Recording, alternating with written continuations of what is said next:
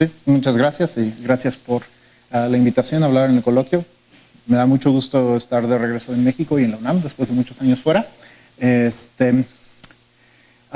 voy a platicar de una idea muy bonita, el cálculo de Goodwillie, que es una teoría análoga al cálculo diferencial de funciones de una variable real, pero para funtores de la categoría de espacios topológicos en sí misma.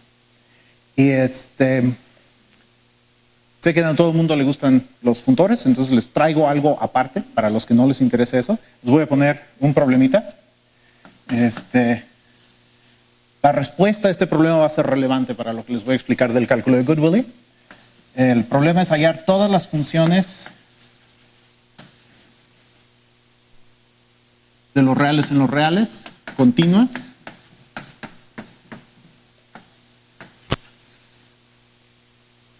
tales que satisfacen la siguiente identidad.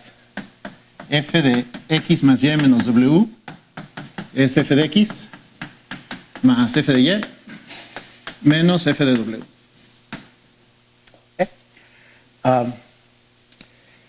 Esto es más o menos conocido. Si quieren les pongo otro que es un poco menos conocido. Ese es igual hallar todas las funciones continuas tales que en lugar de esta identidad, en lugar de esa satisfacen esta otra. F de x más y más z menos 2w es f de x más y menos w más f de x más z menos w más f de, me falta y más z menos w menos f de x menos f de y menos f de z más f de w. Y como se imaginarán, este problema realmente tiene una cantidad numerable de incisos. Hay uno para cada n. El enésimo es algo similar con n más 2 variables y una identidad para la función que tiene 2 a la n más 1 términos. También esto explica por qué no escribí el tercero. Ok. Bueno. Entonces, la respuesta a eso va a ser relevante dentro de un ratito.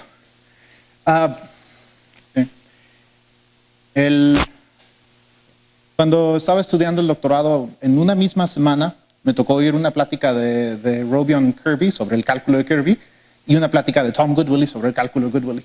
Y en ese momento me pareció que lo mejor que puede llevar tu nombre en matemáticas es un cálculo. Hay muy pocas personas tienen un cálculo. Hay aparte el de Fox y el de Maliavran, pero tal vez algún ejemplo más. Eso es un club muy exclusivo. Les voy a contar entonces del cálculo de Goodwillie. Y voy a empezar con una tabla de analogías entre el cálculo diferencial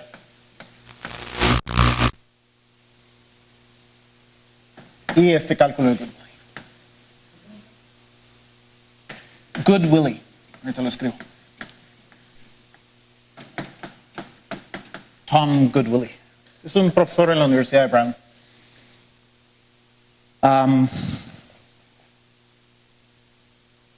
Ok, entonces en el cálculo diferencial yo voy a estar hablando de funciones de una variable real. Entonces, déjenme decirles el análogo de los reales. Aquí voy a estar pensando en la categoría de espacios topológicos. Realmente para que todo sea más simple voy a pensar en espacios topológicos con un punto base para que tengan grupos de homotopía y cosas así. Pero hay otros contextos donde se puede hacer. Se puede hacer, por ejemplo, en espacios topológicos sin punto base, pero es un poco más complicada la teoría. Luego les menciono otros contextos donde se podría hacer. En el cálculo se estudian funciones. Acá lo análogo, pues van a ser funtores.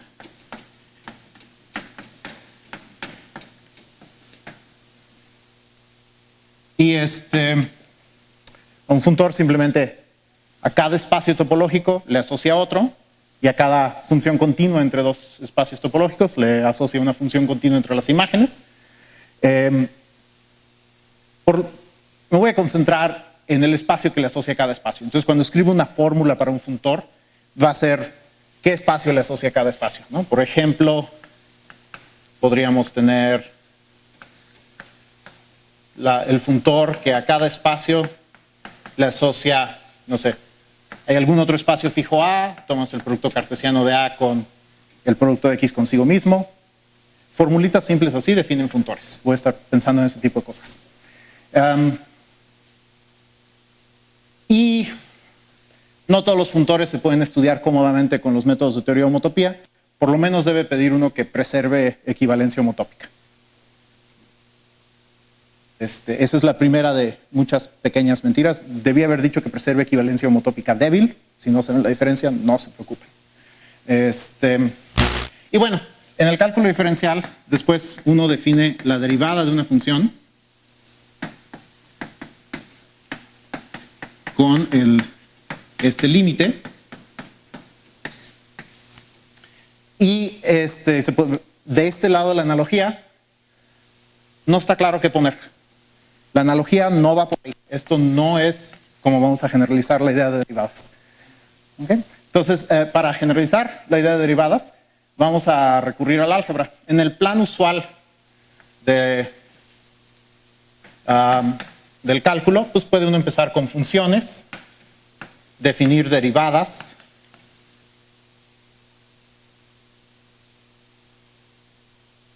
Con las derivadas puede uno escribir la fórmula para los polinomios y la serie de Taylor.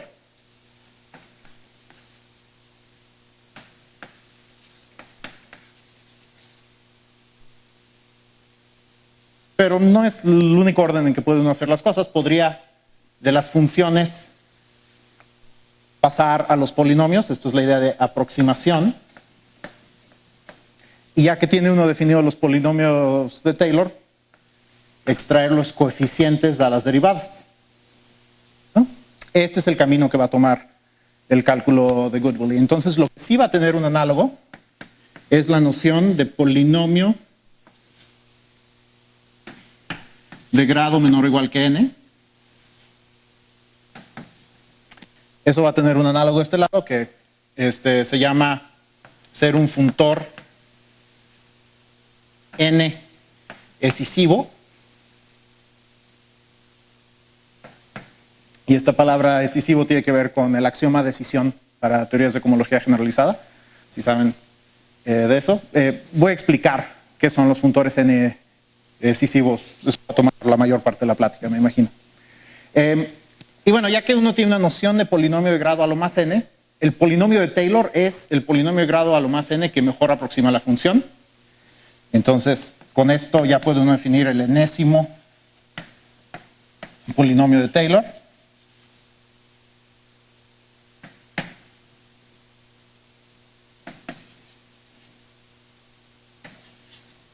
La función, el análogo de este lado es lo que se va a llamar Pn de f, y esto es la aproximación n decisiva a f, y pues no les he explicado todavía la definición de funtor n decisivo, pero este va a ser un funtor n decisivo que va a aproximar a f, y es la mejor aproximación en cierto sentido, ¿no? Y después, de este lado podemos definir la serie de Taylor. Ya que tenemos definidos todos los polinomios de Taylor, la serie de Taylor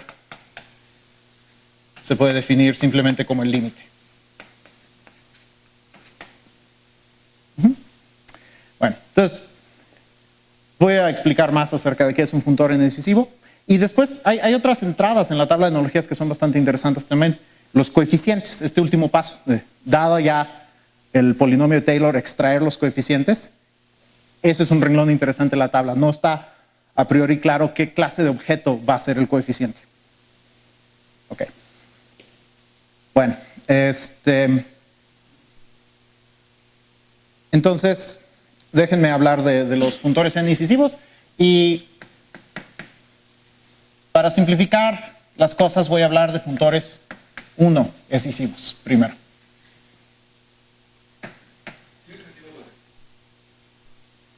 Sí, un funtor es cero excisivo si es constante desde el punto de vista homotópico, que quiere decir que todas las funciones continuas las manda en equivalencias homotópicas, ¿no? Entonces, todos los valores del funtor son homotópicamente equivalentes entre sí. Eso es que sea constante. Sí, tal vez debería haber empezado por eso. Los cero decisivos son los que son constantes. Bueno, ahora a ver los funtores no decisivos. Y aquí es donde es relevante la respuesta a este problema. ¿Alguien sabe cuáles son las funciones que cumplen esto? Las lineales, ¿no? Si f cumple eso, es un polinomio de grado a lo más 1. Y si f cumple la segunda, es un polinomio de grado a lo más 2. Ahí. Entonces, nuestra definición de cuando un funtor es como si fuera un polinomio de grado a lo más 1 va a estar basado en esa identidad. ¿Sí? Por cierto, este es un problema donde saber la respuesta no lo arruina por completo. Todavía pueden intentar probar eso. Bueno, entonces, para explicar cómo vamos a definir un funtor n excesivo, necesitamos el análogo de la operación que aparece de ambos lados de la fórmula. Necesitamos un análogo para esta expresión, ¿no?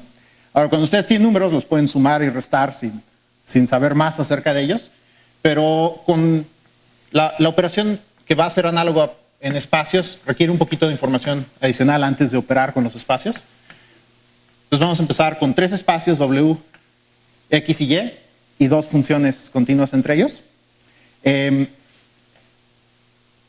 Entonces, quiero que piensen en particular en el caso donde W es la intersección de X y Y. ¿No? Piensen, por ejemplo, que X y Y son espacios discretos, son más conjuntos de puntos, y esta es la intersección.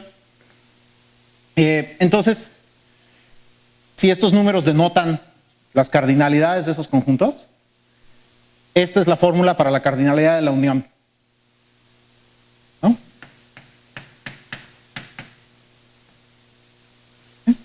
Y la unión es el coproducto amalgamado de ese diagrama. Eso es lo que vamos a hacer en general. Vamos a tomar aquí como primera aproximación, ahorita lo voy a cambiar, vamos a tomar algo así como la unión de X y Y, pero donde identificamos la copia de W en ambos.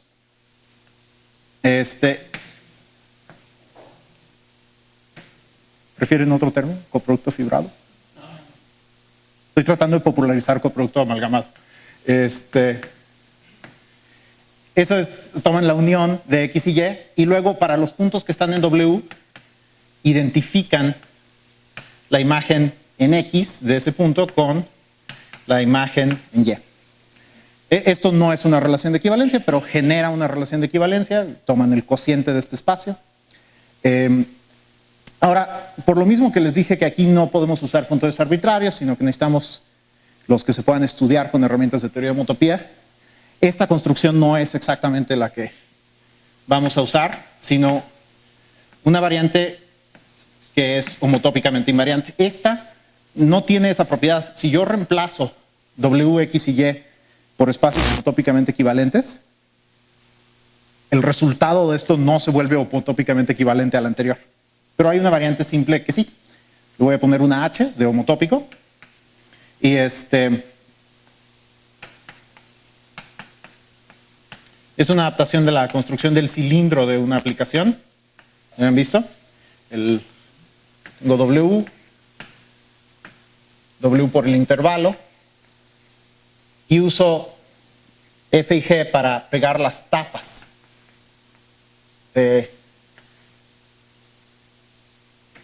del cilindro con sus imágenes en X y Y.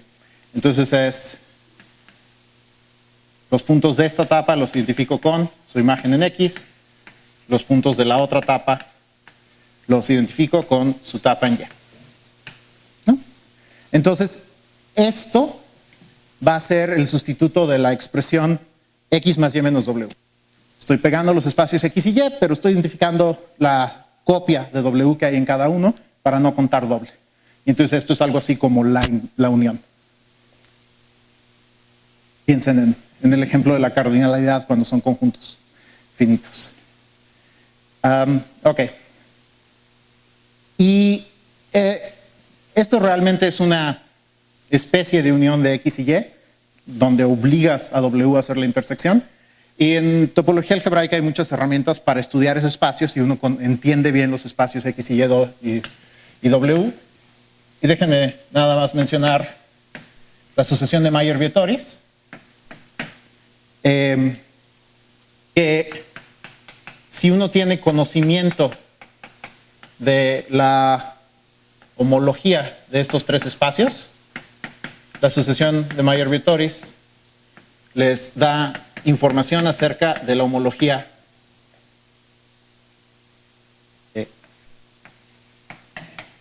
del coproducto amalgamado homotópico.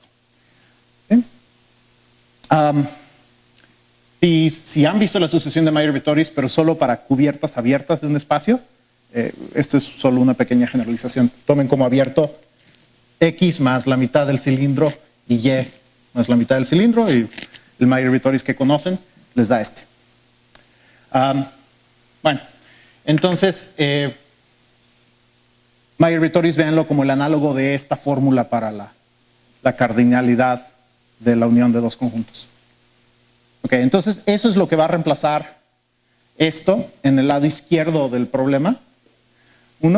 Pero hay otra manera dual de interpretar la relación Z igual a X más Y menos W.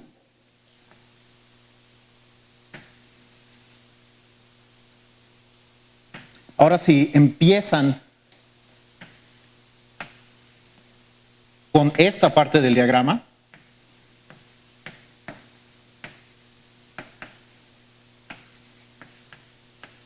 hay una construcción que pueden hacer. Pueden tomar el producto fibrado.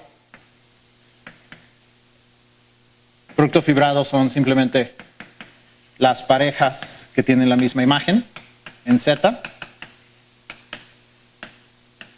Y también tiene su versión homotópica. Entonces, este no es el que vamos a usar. El que vamos a usar es la versión homotópica, donde, ¿cuál es la diferencia entre estas dos cosas? Aquí estoy obligando a que FW sea igual a GW. Acá, en lugar de eso, lo que estoy imponiendo es que haya una trayectoria.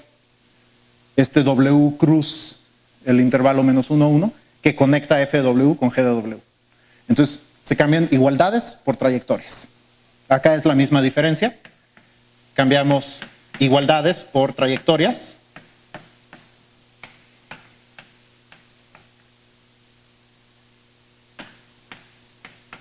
Entonces, tomamos tercias de 2 puntos y una trayectoria que conecta sus imágenes en Z. No sé dónde cerrar la llavecita. Bueno, entonces, esta es una manera diferente de combinar estos espacios, pero también de alguna manera expresa la relación de que este más este es igual a este más este, ¿no? En particular, hay algo parecido a la sucesión de Mayer-Vietoris, pero para grupos de homotopía. Entonces, hay algo como Mayer-Vietoris, que si ustedes tienen información de los grupos de homotopía de 3 de los espacios en ese producto fibrado homotópico, les da información acerca del último. Esta es mucho más conocida en el caso particular en el que Y es un punto.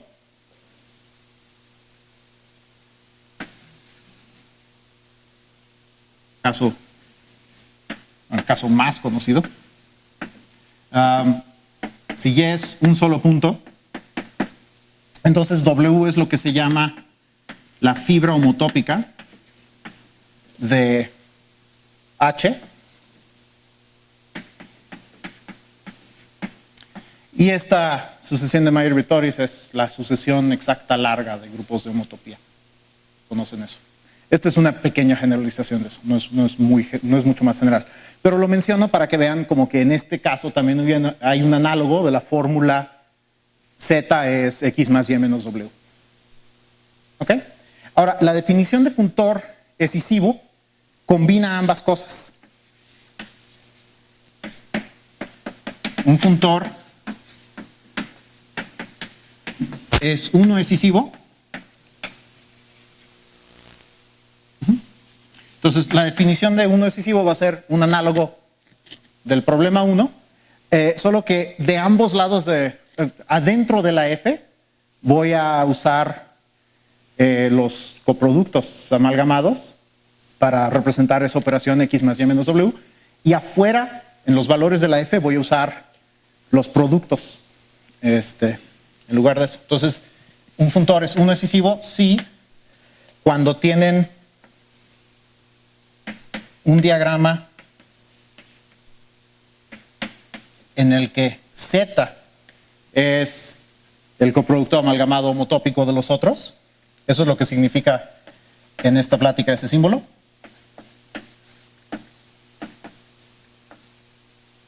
Entonces, cuando le aplican F,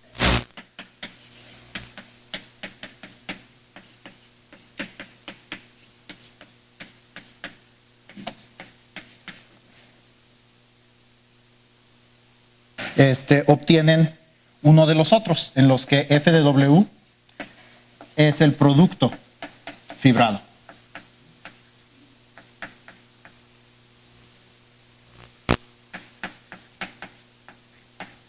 ¿Sí? No, perdón. Acá. Gracias. Entonces eso es lo que significa este símbolo. Entonces esa es la definición de uno decisivo. Es un análogo de esa propiedad de las funciones de grado a lo más 1, pero que mezcla estas dos maneras distintas de decir que un espacio es la suma de otros dos menos el tercero. Bueno, ¿y por qué combina estas dos? Eso es, creo que realmente la justificación es que la teoría sale más bonita así. También hace que sea un poco difícil darles ejemplos, ¿no? Por ejemplo, la identidad dada por simplemente f de x es igual a x, no es uno decisivo. Justamente porque sí hay diferencia entre ser un coproducto amalgamado homotópico y ser un producto fibrado homotópico. Son nociones distintas. Entonces la identidad no es uno decisiva. Entonces la identidad no es como un polinomio de grado a lo más 1. Pero la teoría tiene otras virtudes que compensan eso. A ver, déjenme darles un par de ejemplos. No creo que tenga mucho tiempo, entonces se los menciono sin entrar en mucho detalle. El producto simétrico infinito,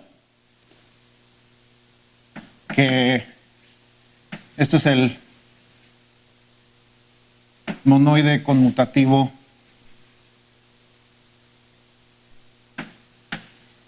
libre topológico generado por X, en el que el punto base es la identidad.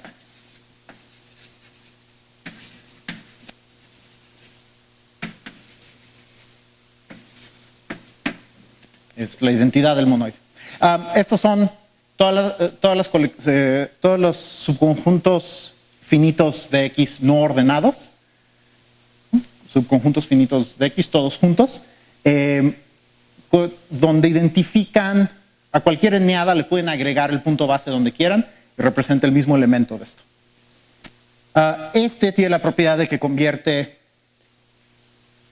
coproductos amalgamados homotópicos en productos fibrados homotópicos y de hecho convierte una de esas sucesiones de Mayer-Vittoris en la otra.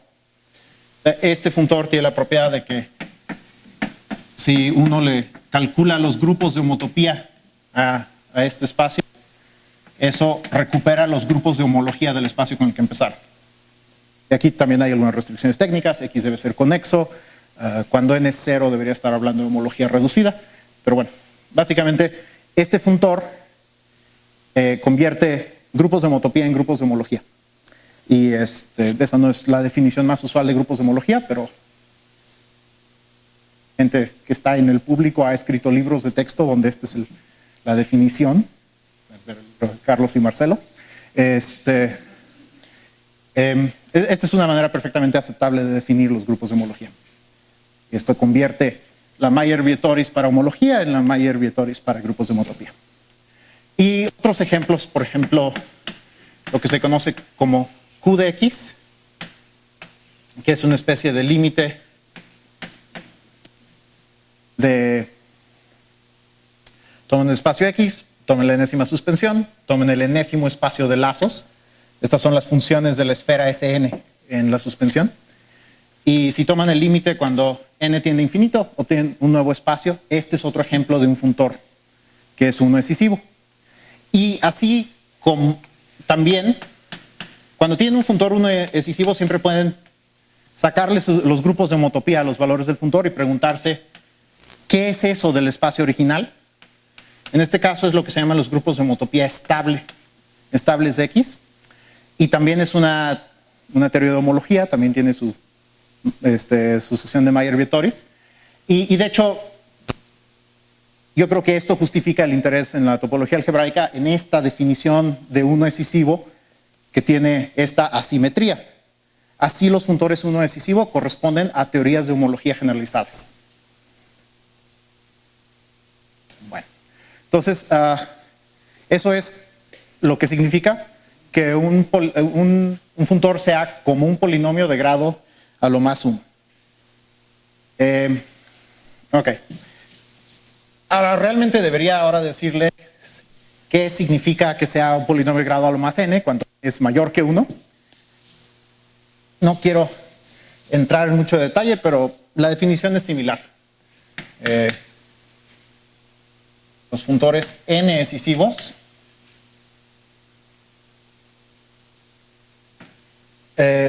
son los que mandan. La definición de uno decisivo involucró diagramas cuadrados, la de dos decisivo va a involucrar diagramas cúbicos, la de n decisivo involucra un hipercubo de dimensión n más 1, ¿no?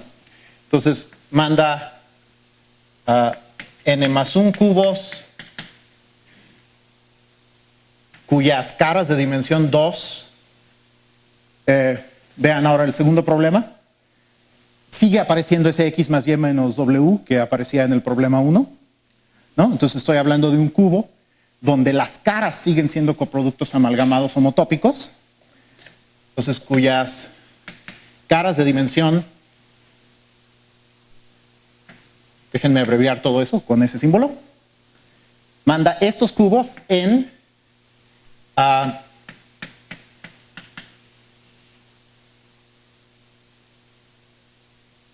y la conclusión es asimétrica. Ahora, no lo manda en cubos donde todas las dos caras son productos fibrados homotópicos, sino simplemente en hipercubos donde la esquina inicial es el límite del resto del diagrama. Y no... Solo quiero decirles que para n mayor o igual que 1 hay una asimetría adicional, además de esa asimetría. Que son diagramas de límite homotópico.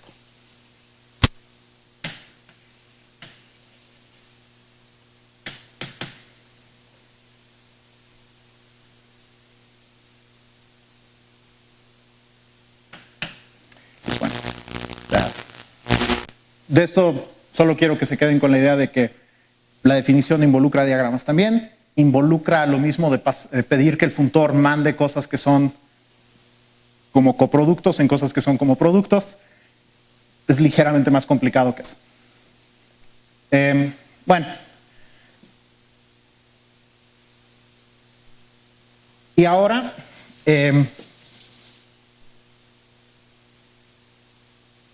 bueno, a lo mejor pueden... En este momento a lo mejor siguen decepcionados de que la identidad no sea uno decisiva, ¿no? Sienten que esto es medio complicado. Espero que haberles dicho que tienen que ver con que cada teoría de homología generalizada da un funtor uno decisivo nos convence de que al menos en topología algebraica son un objeto de estudio interesante. Pero hay otro contexto donde la vida se simplifica y la identidad sí es uno decisiva. Entonces, para eso les voy a hablar brevemente de espectros. Y primero les voy a dar una definición. No porque conocer la definición y inmediatamente les diga para qué son, sino solo para que vean que no es una estructura complicada. Un espectro consta de espacios topológicos. Todos tienen punto base. En toda esta plática todos los espacios tienen punto base. Una sucesión infinita de espacios. Y funciones que van de la suspensión de uno al siguiente. Entonces, si quieren una analogía, esta creo que no es... si piensan que un espacio topológico es algo así como un grupo abeliano, entonces un espectro piensen que es como un complejo de cadenas. Y así como un complejo de cadenas tiene una sucesión de grupos abelianos adentro y luego algo que conecta a distintos grupos, esto también tiene una sucesión de espacios y algo que conecta a los distintos espacios. Entonces es algo así como un complejo de cadenas de espacios topológicos. El punto acerca de estos es que tienen su propia teoría de homotopía.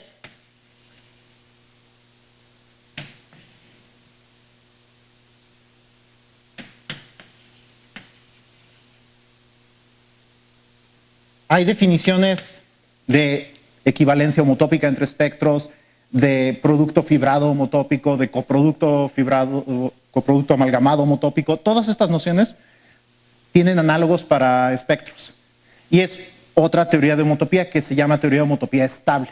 Entonces, si han oído de la teoría de homotopía estable, esto es lo que estudia los espectros.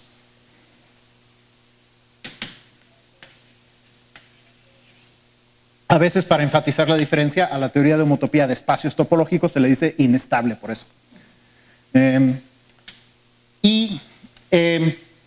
Una manifestación de esa estabilidad es justamente que ambos tipos de cuadros, de diagramas cuadrados, son los mismos. O sea, si ustedes tienen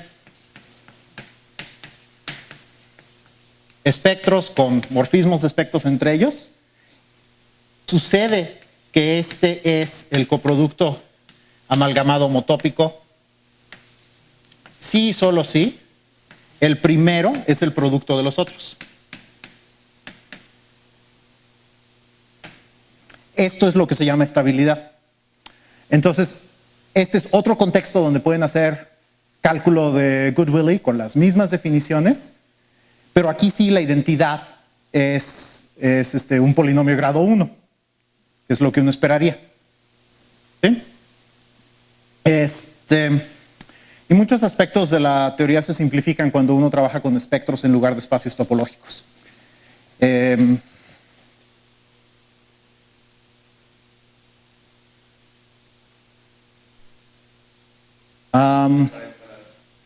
Sí, no, o sea, no, restringir el funtor de identidad a una clase de, no creo. Digo, no me consta, pero no creo. Sí, no, más bien para corregir eso, lo que hace uno es que se pasa a teoría de homotopía estable. Bueno, entonces en espectros sí suceden fórmulas, por ejemplo, en espacios, uno puede pensar en una fórmula del estilo A por X más B. Esto no es uno decisivo.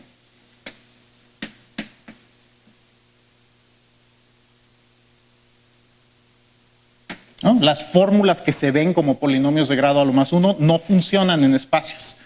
Pero la misma clase de fórmula en espectros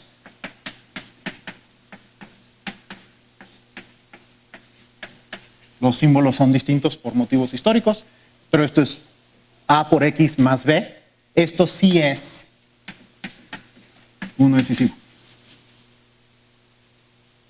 Entonces, para el cálculo de Goodwillie en espectros es más parecido aún al cálculo usual de lo que es en espacios topológicos.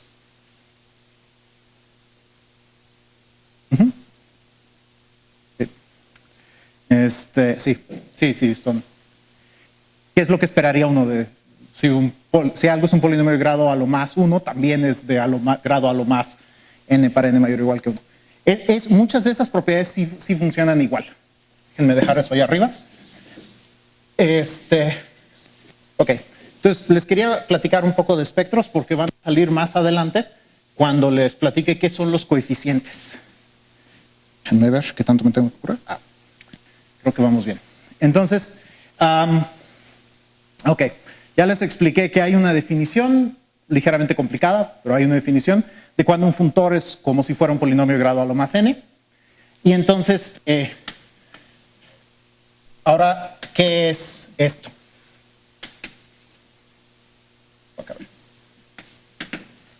Para definir esto,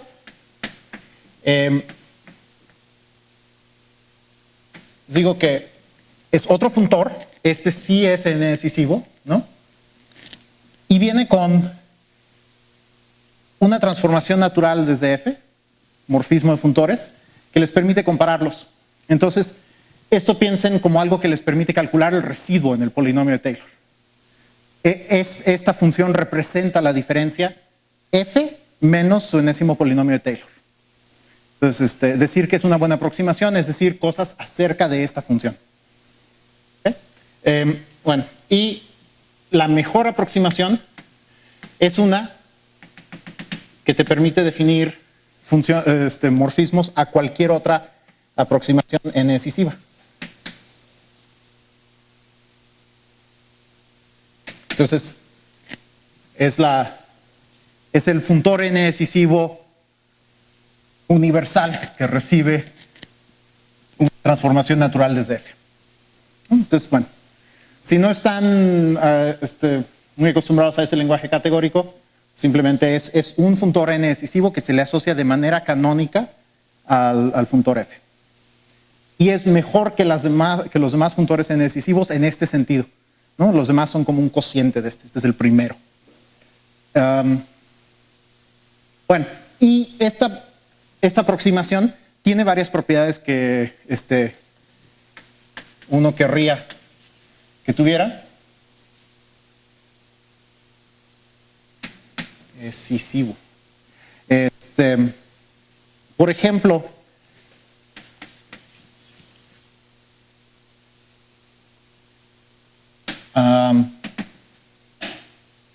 puse plural, pero a lo mejor solo menciona una. Sí, tiene muchas propiedades. Sí, aquí esta existe.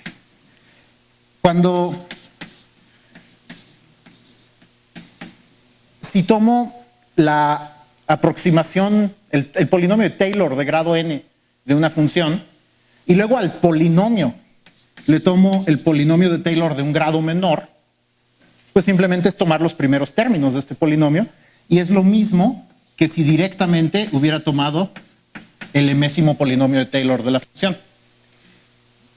Esa es una propiedad que podrían querer que tuvieran estas aproximaciones decisivas, y sí la tienen, eso es cierto.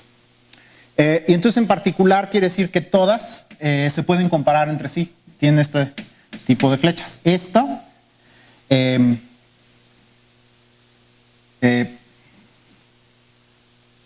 bueno, este funtor, si a este le saco la aproximación n-1 decisiva, por la definición tiene que venir con una función que me permita compararlos, ¿no? Pero después este es justamente equivalente a la aproximación n-1 del mismo f. Entonces la composición me da una manera directa de comparar la enésima aproximación decisiva con la aproximación número n-1. Entonces todas las aproximaciones n decisivas forman una torre. P0 de f, este es el funtor constante cuyo valor es f de un punto, ¿no? Esa es la aproximación constante f.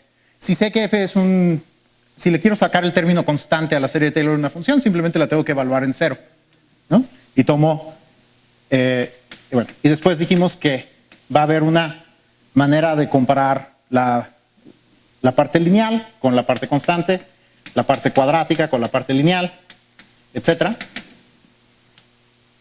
Todos estos vienen con funciones desde f. Y esto de aquí es lo que se llama la torre de Goodwillie.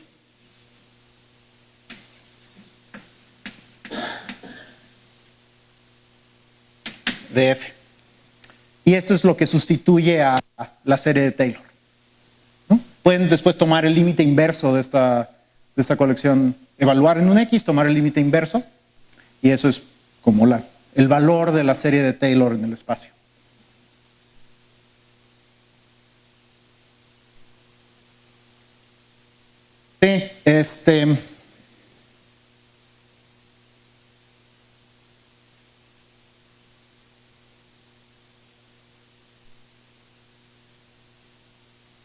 Sí, si el funtor es lo que se llama analítico, también, igual que en el cálculo usual, la torre de Taylor no necesariamente converge al funtor f con el que empezaron.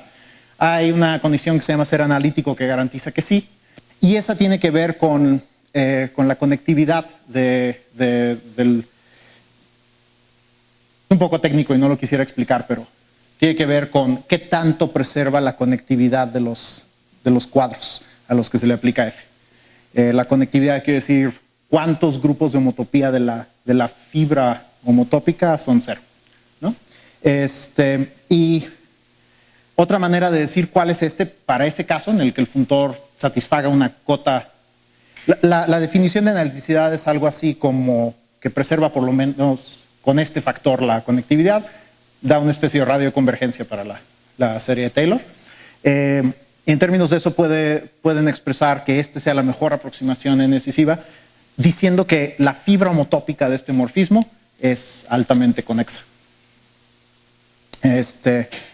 Que su orden es algo análogo a decir para funciones que el orden de contacto es al menos n+1.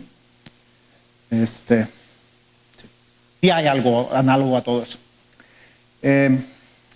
Bueno, y entonces el plan era, ya que tuviéramos los polinomios de Taylor, usar los coeficientes para definir las derivadas, ¿no? Todavía no he definido cuáles son las derivadas de la función, entonces vamos a agregarle un par de renglones a esa tabla de analogías. Este es el lado diferencial. Este es el lado del cálculo de Goodwillie. Ok, entonces, primero les voy a explicar cuál es el análogo de un monomio en la serie de Taylor.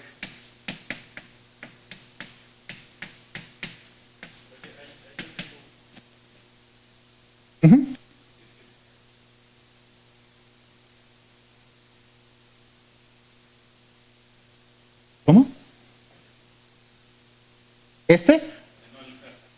Ajá. Sí, son los análogos de polinomios de grado a lo más 1.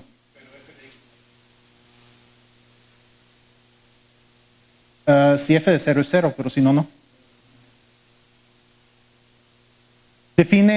Toma una f que cumpla eso y define g de x como f de x menos f de 0. Esta va a cumplir lo que tú dijiste. Y esta es multiplicación por una constante si es que es continua. Bueno, todavía te queda el segundo. Ya hice el primero. Bueno, entonces, ¿cuál es el análogo de un monomio de estos? Pues es la diferencia entre dos polinomios de Taylor consecutivos, ¿no? Aquí lo puedo ver como el enésimo polinomio de Taylor de f menos el polinomio de Taylor en 1. ¿Sí? Acá vamos a hacer algo parecido, simplemente tengo que tomar la diferencia entre la enésima aproximación y la aproximación n-1. Y como estamos en el lado de los valores de f, el sentido en el que voy a tomar la diferencia es en el sentido multiplicativo, ¿no? Entonces voy a tomar lo que se llama la fibra homotópica. Ahorita les repito, creo que mencioné brevemente qué era esto hace rato, pero bueno, hay esta manera canónica de comparar la aproximación n con la n-1, y para tomar la diferencia puedo tomar la fibra homotópica. Déjenme recordarles que la fibra homotópica era simplemente este coproducto, producto fibrado homotópico. ¿No? Entonces va a constar de parejas de un punto en X y una trayectoria que conecta su imagen con el punto base de Z.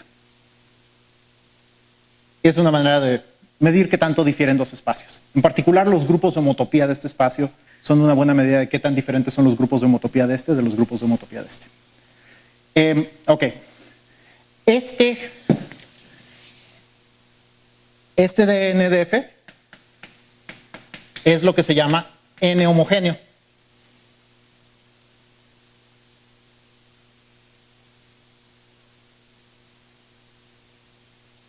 N homogéneo es, como esperarían, una axiomatización de qué significa ser un solo monomio. Entonces, primero, ¿es N decisivo el mismo? Pero si le calculan a él su aproximación de grado n-1, le sale 0. ¿No? Esto es un polinomio de grado a lo más n, cuyo polinomio de Taylor de grado n-1 es 0. ¿No? Entonces consta de un solo monomio. ¿Sí? Entonces, ser 0 quiere decir que todos los valores son contraíbles. Entonces, eso es N homogéneo. Y Goodwillie clasificó los teoremas. Todo esto que dije se debe a Goodwillie, por eso no he estado dando referencias o cosas. Todo esto es del trabajo de Goodwillie. Y si quieren leer una muy buena introducción, el tercer artículo que escribió al tema, ese es el que hay que leer primero. Se llama Cálculo 3, series de Taylor.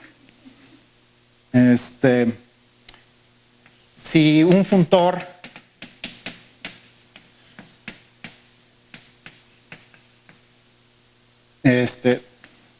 homotópico, de los que preservan equivalencias homotópicas, es homogéneo de grado n,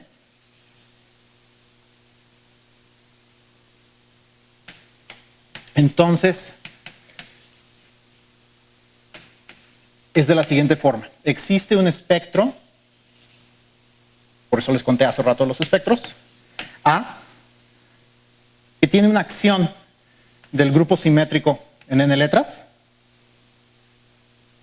tal que el funtor está dado por tomar A, multiplicarlo por x a la n y luego dividir por la acción del grupo simétrico.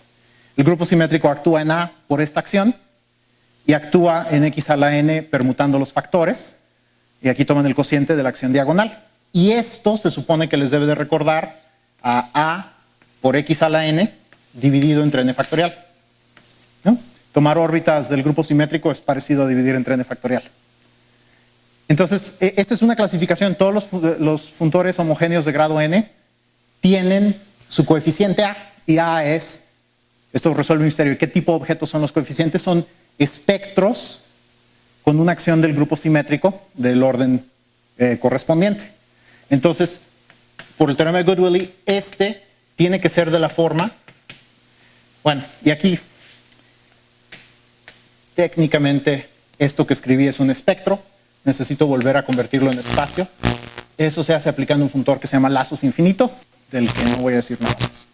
Entonces, esto es lazos infinito de algún espectro, x a la n. Sí.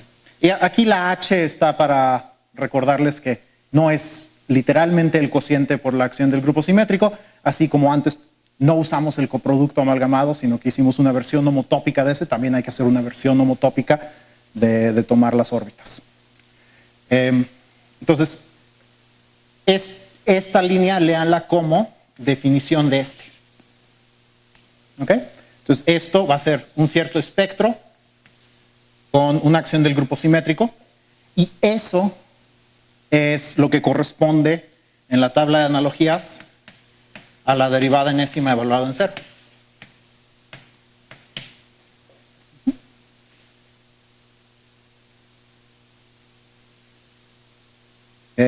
Y bueno, pues, para terminar más déjenme decir que esto es solo el principio de la teoría del cálculo de Goodwillie. Hay cálculo de varias variables. Y bueno, hay muchas aplicaciones dentro de la topología algebraica de las ideas del cálculo de Goodwillie, tanto para cosas que son cálculos concretos, como para teoremas estructurales acerca de cosas como la teoría de Waldhausen o homología topológica cíclica. De hecho, para eso se inventó, me parece. Pero también se puede usar para calcular grupos de homotopía estables de las esferas. Tiene muchas aplicaciones. Y les dije que la identidad no es grado 1 en esta teoría. Por eso deja la pregunta, bueno, ¿cuáles son las derivadas de la identidad? Tiene una estructura combinatoria muy rica relacionada con con retículas de particiones de conjuntos en elementos, y eso es también una historia muy bonita, pero no tengo tiempo para hablar de eso. Bueno, pues, muchas gracias.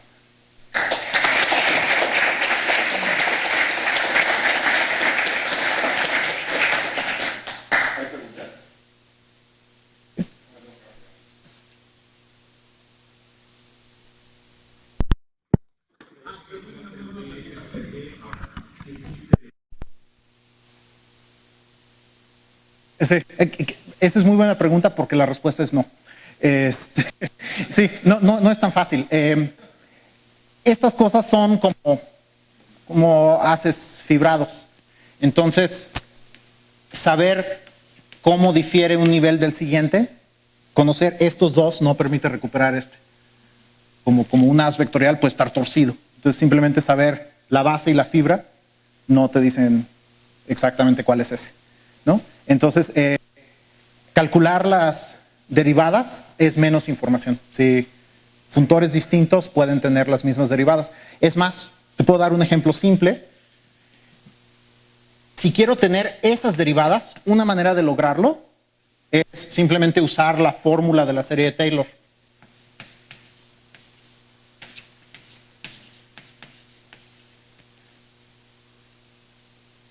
Los sumo todos.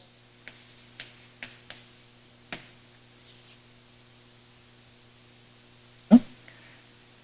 Esto es algo así como la fórmula de la suma de Taylor, donde agarré y los sumé, nada más. Eso es suponer que todos estos haces son triviales, ¿no? Y usualmente no lo son. Entonces, si tienes un funtor f, aunque sea analítico, y la torre de Taylor lo recupere, este funtor tiene las mismas derivadas que f, y en general es muy distinto. Entonces, f no va a ser equivalente a eso, a menos de que todas estas fibraciones realmente hayan resultado triviales. Sí. Entonces, o sea, saber las derivadas, es difícil calcular las derivadas de un funtor y es solo información parcial. Conocer las aproximaciones polinomiales, eso es bastante información, ¿no? O sea, muchos funtores que surgen en la práctica sí son analíticos, y entonces por lo menos en ciertos espacios, los que están dentro del radio de convergencia, puedo recuperar el valor del funtor a partir de las aproximaciones. Pero si solo sé las diferencias entre aproximaciones sucesivas, no. ¿Más preguntas?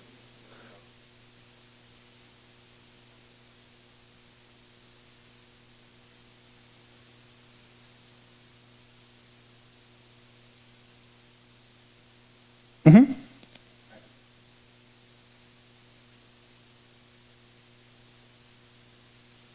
Sí.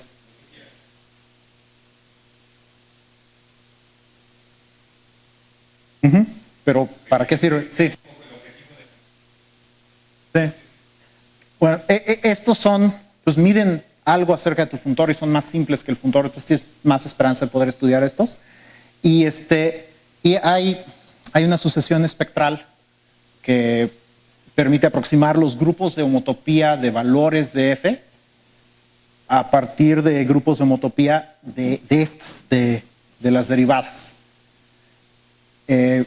Y las derivadas, la idea es que en cada una de estas derivadas aislaste un grado del comportamiento de f, ¿no? Este ve nada más el comportamiento lineal, el que sigue ve nada más el comportamiento cuadrático.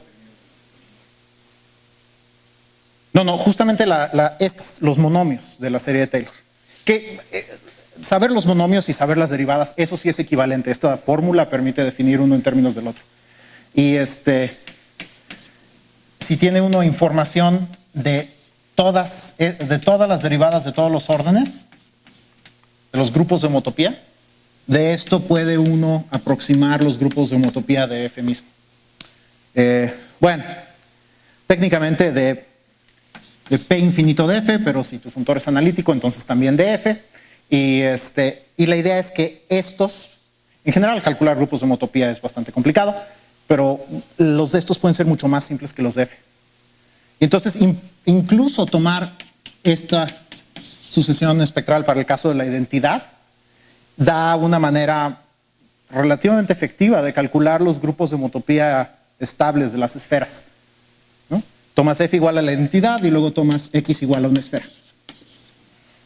Y estos, aunque geométricamente son funtores mucho más complicados que la identidad, homotópicamente, en el sentido de calcularles sus grupos de homotopía, son bastante más simples. Santiago.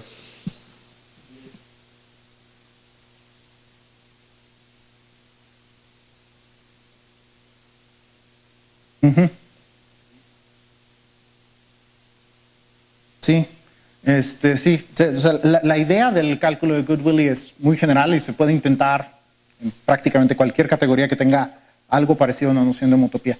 Sí se ha estudiado el cálculo de Goodwillie en complejos de cadenas, por ejemplo. Sí, categorías derivadas de anillos conmutativos, sí se ha estudiado y es parecido a una idea más vieja, los funtores polinomiales de Eilenberg y, quiero decir MacLean, pero tal vez es Steenrod, perdón. Los funtores polinomiales de Eilenberg. Sí, yo no estoy tan al tanto del lado algebraico del cálculo de Goodwillie, pero se puede aplicar en contextos algebraicos y ahí tiene relación con cosas ya estudiadas desde antes en álgebra homológica. Marcelo.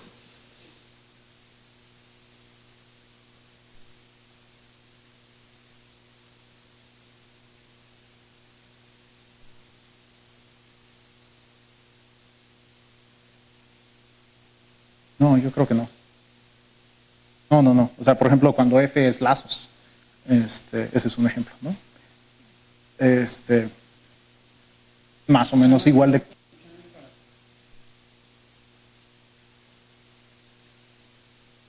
Tal vez, no que yo sepa, pero en algo así como, si tomas f igual al funtor de lazos, es más o menos igual de complicada que la identidad. Sí. Sí. Sí, aquí no.